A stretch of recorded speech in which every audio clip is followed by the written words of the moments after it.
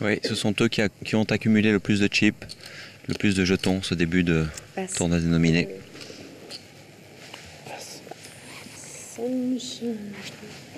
Sabrina avec une main intéressante encore là, As Valet au bouton il me semble. Il devrait relancer. 300. Ah, bien joué.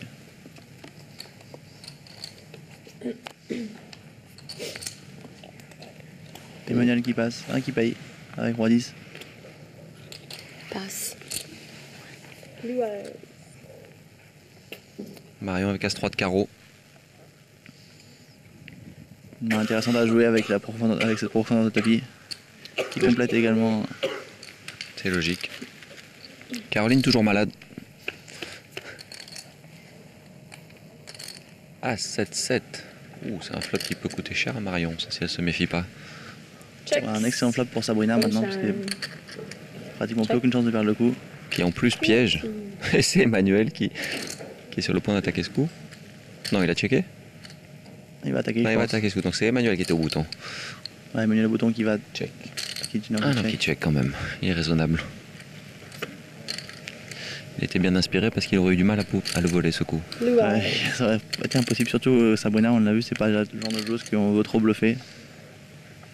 Marion qui devrait prendre l'initiative maintenant et attaquer 700. Ce coup. 700. Et c'est ce qu'elle fait tout de suite. C'est normal.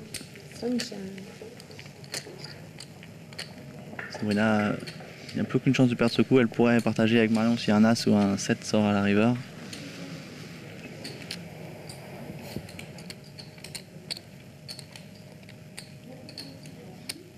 Sabrina et Marion, qui toutes les deux s'entendaient très bien dans la villa et on a l'impression qu'elles n'ont pas envie de trop se jouer.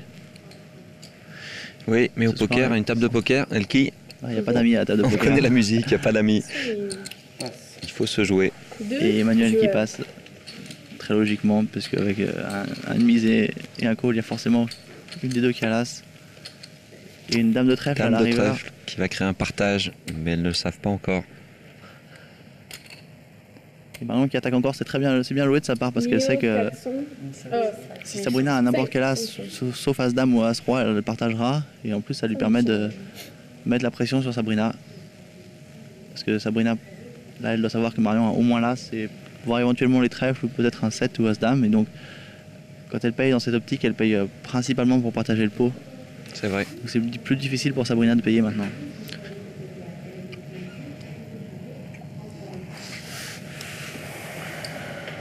Mais elle va payer, je vois pas comment elle va passer ce coup quand même, Sabrina. Passe. Ah bah non, je me suis trompé. C'est incroyable, et très bien joué de la part de Marion. Sabrina qui se fait bluffer, on l'a pas vu beaucoup. De Marion qui paye. Beaucoup. Bravo Marion. Marion remporte la mise, Briac est son premier supporter, voyons tout de suite quel lien les unit. Briac n'est pas venu à Vegas en touriste, à en croire ce jeune homme de 21 ans, il est là pour compter les jetons plutôt que pour compter fleurettes. Je suis ici pour jouer aux cartes, je suis pas là ici pour voir des filles. Et pourtant Briac passe beaucoup de temps avec une certaine Marion. Non, il n'y a rien de concret, ça c'est sûr. C'est une amie.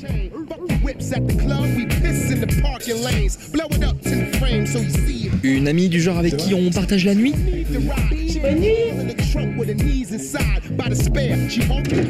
En toute honnêteté, si tu viens ici à Vegas pour jouer aux cartes et que tu commences à te prendre la tête à 10 jours d'une table finale où il y a 200 000 $ à gagner, avec une nana que tu connais depuis une semaine, je pense que t'as rien compris en fait. Bon, alors on n'a vraiment rien compris.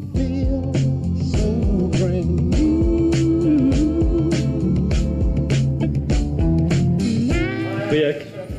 Adam vient prendre les premières impressions de son ami sur sa première nuit en amoureux. Je crois que j'ai gagné mon pari au fait. Lequel? C'est très bien. Avec Guillaume. Marion. Ah oui, mais au pique-nique. Je me souviens de certains trucs que vous racontiez avec Guillaume. Qui est pique-nique hier. Briac, il a un peu la tête qui tourne à cause de Marion. On racontait quoi pique-nique hier? Le seul truc avec elle, c'est qu'il savait qu'elle était jolie, il voulait juste savoir si elle était chaudasse. Depuis l'épisode du Chippendale, il sait que c'est une chaudasse. Briac. Et puis, vous avez peut-être réussi à avoir une bise de carreau de Brian. Je sais pas. Tout de suite les claquettes. Non, vous avez dormi ensemble. Ouais, pas pousser du lit. Normal.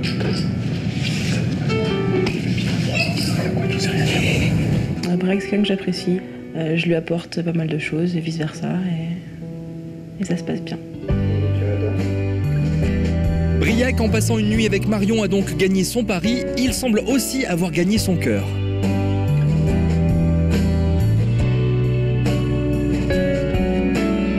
Mais pour que cette histoire d'amour continue, Marion doit rester en jeu dans cette partie sans merci. Et oui, c'est une partie sans merci ce soir, absolument. C'est la partie de nos nominés. Nous allons perdre 2 joueurs. 2 de nos candidats. Sabrina qui passe. Ouh. Emilien qui trouve une grosse main là avec As-3. Relance. Très sérieux, Emmanuel. Très sérieux, très concentré.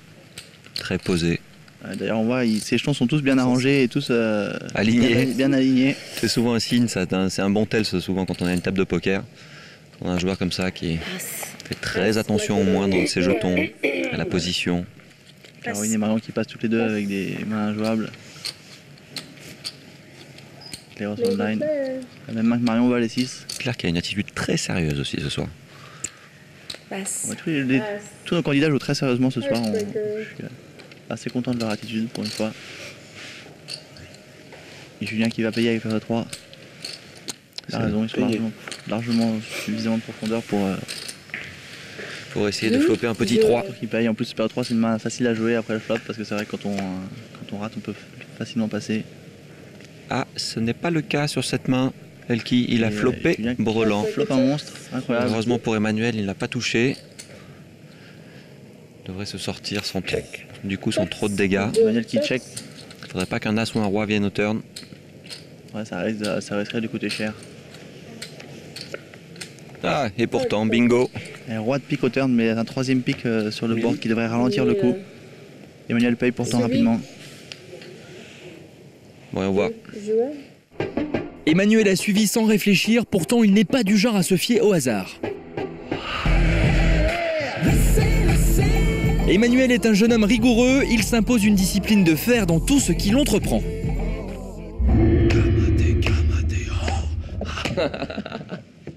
Premier, c'est une mission combattre, un devoir gagner. Ça, c'est une phrase que j'aime bien. C'est la phrase des troupes d'élite. Hein, donc quand tu vas à fond. Emmanuel est agressif à la table de poker, mais dans la vie, c'est tout le contraire. Comme un grand frère, il n'hésite pas à venir en aide aux candidats mal classés. Une certaine discipline. Puis après, tu verras que tu pourras, une fois que tu auras ta discipline de départ, tu pourras varier ton style de jeu. Parce que jouer toujours de la même façon, c'est être prévisible. Bien sûr. Être prévisible, c'est se faire harakiri. J'accorde beaucoup d'importance à tout ce qui est camaraderie, amitié, échange, rapport humain. Voilà, c'est vraiment ça qui prime chez moi. Et si Manu a un coup de blues, un coup de téléphone à sa fille et son visage s'illumine. Ouais, j'ai le soutien de ma fille, je suis super content. Ça m'a bien boosté. Alors tu dois voir la banane que j'ai sur la tête.